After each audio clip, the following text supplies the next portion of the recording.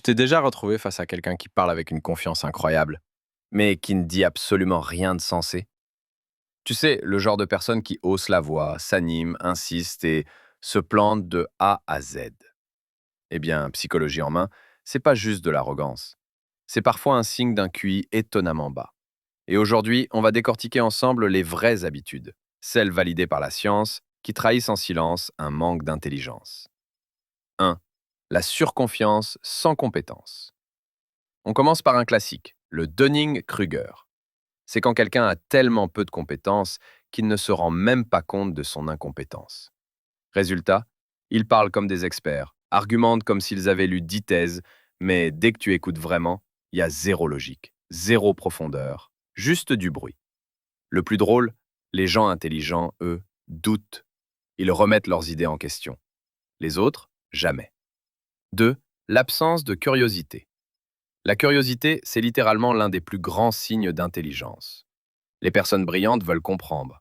Elles demandent pourquoi. Elles creusent, elles challengent ce qu'on leur dit. Mais les personnes au QI faible, elles fuient les nouvelles idées.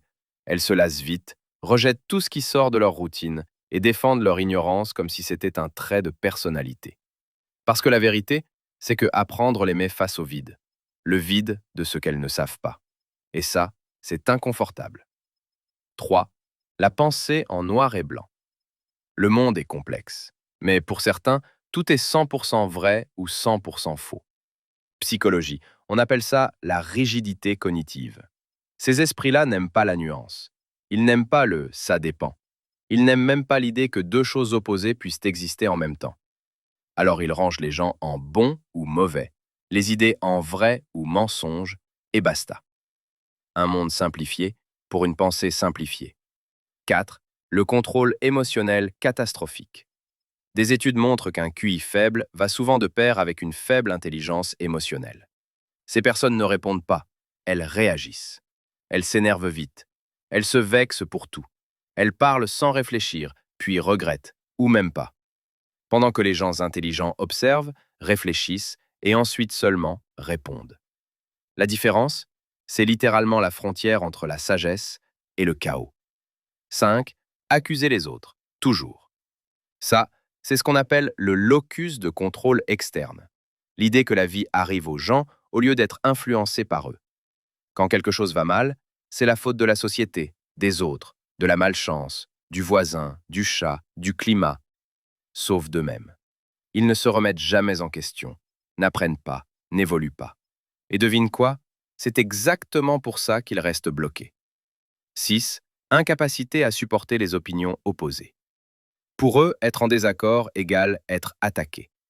Quand tu défies leurs croyances, ils se ferment, ils s'énervent, ils insultent même parfois, parce que pour débattre, il faut raisonner. Et raisonner demande de l'effort. La vérité, c'est pas de la confiance, c'est de la fragilité déguisée. Un faible QI, ce n'est pas une question de notes ou d'école, c'est une question de manière de penser. Est-ce que tu questionnes tes croyances? Est-ce que tu changes quand tu te trompes? Ou est-ce que tu t'accroches à tes erreurs juste pour protéger ton ego? Parce que le plus effrayant dans tout ça, c'est que plus ton QI est bas, moins tu vois tes propres défauts.